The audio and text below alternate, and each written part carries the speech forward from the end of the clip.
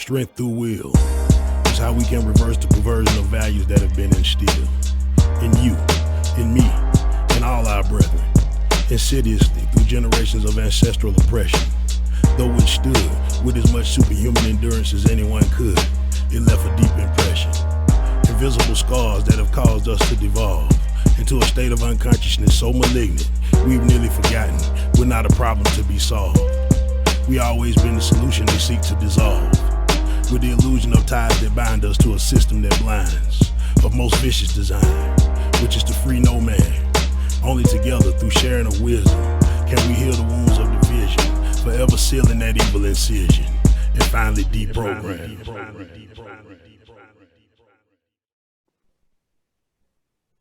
Welcome to the Deprogram Show. I'm your host, the one, the only RMJR, and we got a very special guest in the building.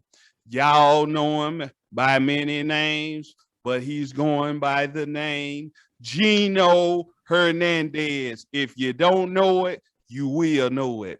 I guarantee it. What's going on, my brother? Oh, you got it, man. Hey, just enjoying this beautiful day, man. Hey, that's all we could do, man. Let's start it off, man. How did you get the name, or why did you come up with the name Geno Hernandez? All right, so when I first started rapping, or whatever, I was trying to think of a name that would stand out, and I didn't want a little name, like a little something or a big something, you know what I'm saying? So I said, I want a name that people that's gonna take serious. So I said, well, shit, what's more serious than money? So I came up with the name 50 G's. Dope name, by the way.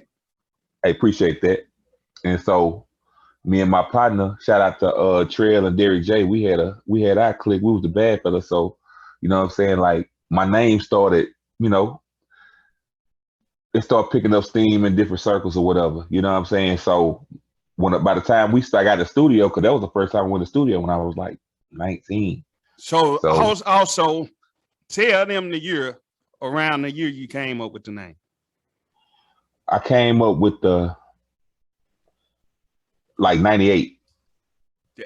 And as you tell the story, they'll see why I made you mention the year. Go ahead, my brother. Yeah, it was like 98, 97, 98. Okay. And so I was like, I'm gonna call myself 50 G's. And so I had the name or whatever, and a couple years we doing that thing. We get in the studio, we start dropping songs and shit. And next thing you know, man, like I started hearing about 50 Cent, and I was like, who the fuck is 50 Cent? I really didn't worry about it because of the name. Like, I'm like, 50 Cent. Like, 50 G's outweigh 50 Cent any day. Right. So I'm like, I really wasn't too much worried about it. But then, like, dude came out and went crazy. It was like, hey, that he did, not to interject, but that he did. Yeah. And so at the time, I was like, it went from having a cool name to my name becoming a joke. Like, oh, they go 50 Cent. Look at 50 Cent. 50 change, 50 pennies. You know what I'm saying? They would say shit like that. They were calling you that? Yeah, just joke. You know how your boys be ragging on you, man. Yeah. So they were like, yeah, look at 50 pennies. Look at 50 Cent, man. Let that man take your name. So now I'm a young dude. So I'm like, man, this is not it. You know what I'm saying? So yeah. I sat back and I was thinking, this round like 2003. Yeah. I said, I was in the studio. With my boy Kenny Wayne. Top of the line, and, Kenny Wayne. Top of the line. Shout out to Top of the Line. And I was in the studio with Kenny Wayne, and when Kenny Wayne was talking, I was like, man, I got to come up with a new name, man, because I can't, you know what I'm saying? I can't do nothing with, I can't, man, dude on fire. I can't do nothing with that.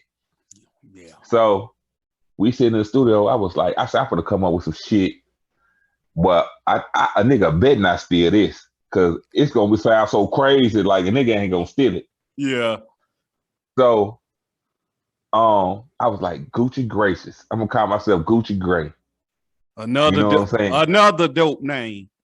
And appreciate that, man. I got a million of them. So so I come out with Gucci Gray. Then I commenced to start dropping the album. So I'm dropping the name and the songs. They like, oh yeah, that shit fat. You know what I'm saying? That shit fat. So next thing I know, about a year or two go by. You know what I'm saying? And a year or two go by, and I drop a CD. I dropped the CD. You know what I'm saying? Shit bumping. That's in cats. You know what I'm saying? I got posters and shit. I'm you know what I'm saying? I'm on the new releases little thing. What was the name of the album? The album was called The Myth. Okay. The Myth. You know what I'm saying? And hey, not to mention, let me say this. I had both of them. I had the 50 G's album and I had the Myth. Just so they know I'm on my hip hop. Go do your thing. Hey man, yo man. Cause I be thinking like people we forget, you know what I'm saying? But maybe they just don't wanna. Well, that's another thing. Yeah. But yeah, you know what I'm saying? I'm up there, my shit up there with Vinny and Fam and Cacaleon and shit. So I put the CD out. You know what I'm saying? I even got to go down to Montgomery, Alabama, the year that the Pistons won the championship, and I got to meet Ben Wallace and shit. You know what I'm saying? Let me say this since you mentioned the Gump. Shout out to my homie Rod J, and he got some stuff going on. If y'all ain't tuned in, y'all go look at that IR. It's called Iron Rule. It's on YouTube. He got part 1, part 2 coming. He's a dope film maker, and that's my homie. Shout out to my homie Rod J out of Montgomery. Do your thing. But yeah, so boom. The album started doing good, man. People start bumping. Like I'm pulling up at the gas station. I'm hearing niggas bumping my shit. You know what I'm saying? In the car. You know what I'm saying? I had a song on the radio. You know what I'm saying? It was lovely. So, man, I swear, man, it was just hold up.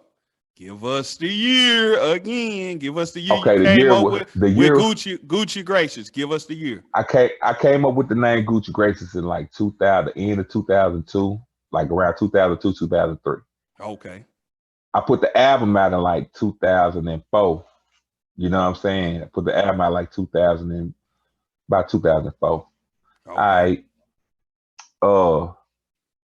So then the album doing good. Maybe it hadn't even been a year.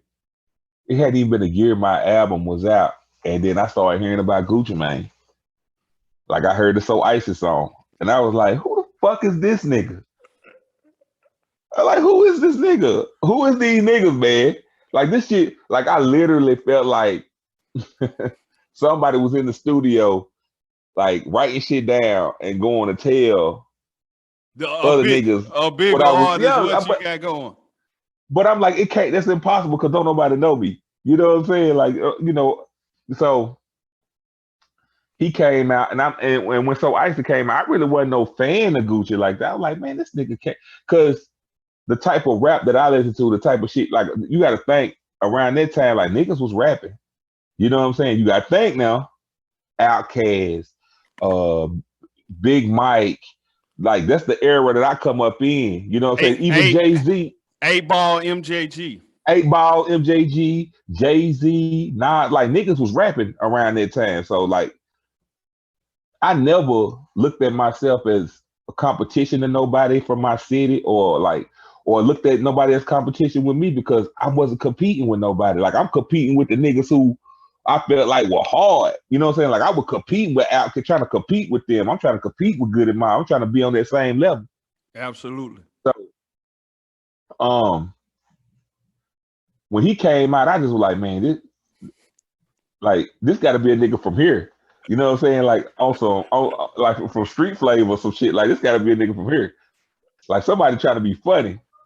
So when he come out, like he blow up. Him and Jeezy, they blow up around the same time. With the So Icy. Now, with the So Icy, and then he started dropping mixtape out. Man, he started going crazy. So now I'm stuck with his name again. I'm like, nigga, This ain't it. So This is not it. let me Ain't ask no you way. this. Let me ask you this. Did anybody give you ridicule after Guccimane came out? Man, you know it. They like, you the fake Gucci. You the flea market Gucci. You the spot meat Gucci. That's what they said about your boy. Look, I'm cold as ice. Like, I'm cold. I wrap circles around. I felt like at the time I could wrap circles around anybody. But they telling me I'm the fake Gucci. Oh, I was hurt. Do you know why they said that about both artists, 50 Cent and Gucci? I do. Tell the people. I get it. Tell the people. I mean, it's the mindset. It's their mindset, man. It was the people. I mean, for one, to my closest people who said it, I felt like they knew what was up, but they were just fucking with me. But like people who really didn't know me, I just feel like it's their mindset. Like, you know what I'm saying? Like a nigga that like really don't nobody really want to see. They really don't want to see you make it. You know what I'm saying? So when some shit like that happen, like people be waiting on that shit to see like how you gon' respond to it, or how you gonna like is you gonna fold or is you gonna keep going? Like, so I feel like it was some, like, I just feel like it's the mentality. Like, I can't even call it hating, because I mean it's just how people rock. You know what I'm saying? This is how they is. But so that shit happened. So after that, when I took hey man, listen, I took my ego took a blow. Shit took a blow. It's understandable. So I think I had linked up with Pine and Wood. Shout out to Sutter Kane and Brick. Yeah, shout out to Sutter Kane and much love to Brick. May he rest in peace. And so I had to start working with them, but I was still working under the Gucci Gray. I was still using the Gucci Gray. And you know what I'm saying? So I thought, you know, when they was doing their thing, I was like, shit, I know I'm gonna get a record deal. Like I was right there with them niggas, so I can get a record deal too. Like, you know what I'm saying? So when that shit didn't work out, I was like, man, fuck this rap shit. Like, listen, nigga, don't tell me I'm hard, nigga. I can't get paid. You know what I'm saying? I don't want to be the hardest broke nigga ever. You know what I'm saying? So yeah, man, I chilled out for a little bit, you know what I'm saying? Got me a job, shit was chilling. And then some things happened where, you know, things didn't work out. So I got back in the studio. And me and my partner, we just be fucking around in the studio, you know what I'm saying? And I was like, man, I'm gonna start using my real name, man. Fuck this. Like, I'm gonna use my real name. So we in the studio one day, then we had dropped the song, me, J Fever, and my boy DJ from Blue House. Shout out to DJ and J Fever. Hold on. You talking about you got a song with Babe Blue the Don? Yeah, absolutely. And you got a song with what is it, Mr. 423 J Fever himself? It's Mr. Let's get it, let's go. Yeah. Okay. Hey, you've been doing big things for a while. Go ahead. Yeah, we had dropped the song. That shit was just on a humbug, man. We just in that bitch, just chilling in the studio one day. I told them I had a hook and I already had a verse. And I asked them if they want to get on it. They jumped on that bitch. But like, what was crazy was, okay, then I started using my real name. And then like I had moved out of town, so I didn't know nothing about the Rock the Mic. And so when I moved back, I think they weren't doing the Rock the Mic then, but they had moved it to the Drink. Okay. And Jay Fever, you know what I'm saying, he was telling me about the Rock the Mic shit. So I'm like, shit, let's do it. But mind you, bro, like I'm going through it and I'm broke. I can't afford to even get in the club. So boom, my boy called me one night. He was like, hey, Blue House in the building, man. Like, man, y'all need to do that song, bro. Like, that shit hard. We got to do it. Hold up. Before we get any further, what was the name of the song? Take Your Bitch. Well, Take Your Bitch. Y'all was on some real pimping, huh? Hey, man, the pimping been pimping for a long time. Okay. So we did that. That shit was bumping. And that afforded me to open up for some people like Young Ralph, Gorilla Zoe, you know what I'm saying? And but I was using my real name. Like I said, I was just using my real name. What was for the people? What was you going by? Sean Petty, the Sean Petty. Okay, the Sean Petty. This is before Megantheestallion. You know what I'm saying? Hey, well, man, you know, that's a whole hey, look, great minds think alike. Hey, man, that's what I'm gonna chalk it up to.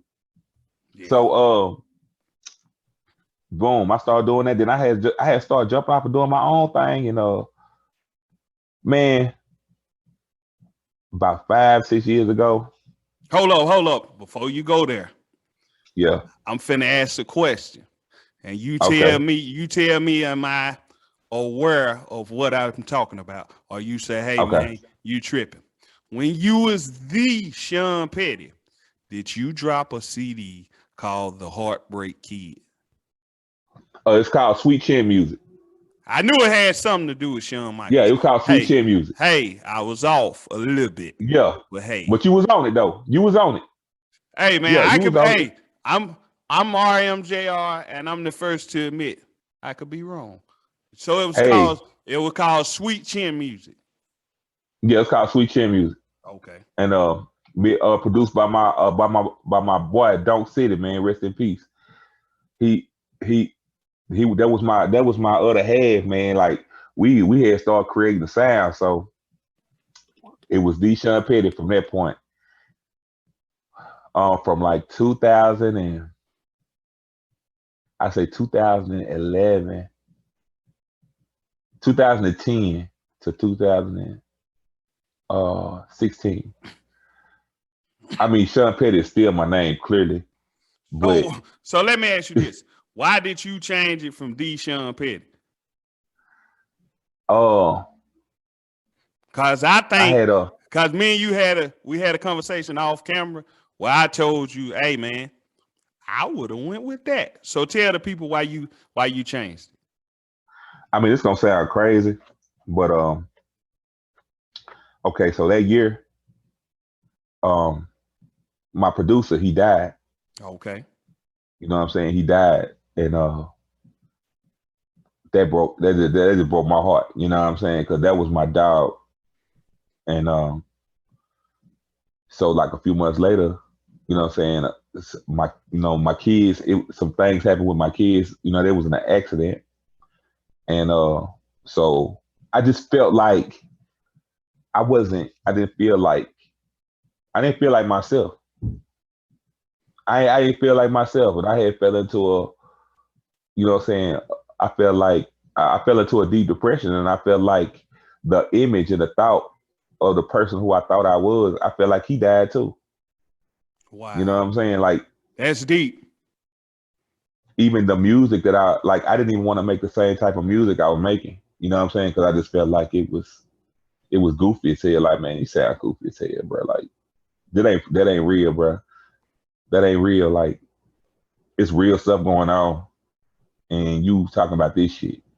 Yeah. You know what I'm saying? So I just wanted to you know what I'm saying? I just wanted to distance myself from it. So I stopped rapping. I stopped doing music. I stopped. I just you know, I had a son. I had another son. I gave him all my time. You know what I'm saying? As you should as a father. Yeah, I had a daughter, another daughter. Gave for this share with them with all my time, like just put all my time and energy into them, and you know what I'm saying, and just try to be a good person, like instead of just the best rapper, and just try to live up to a perception in my own mind that other people think of me. That was the first time in my life where I just was like, you know what, ain't nobody here judging me but these kids, so fuck it.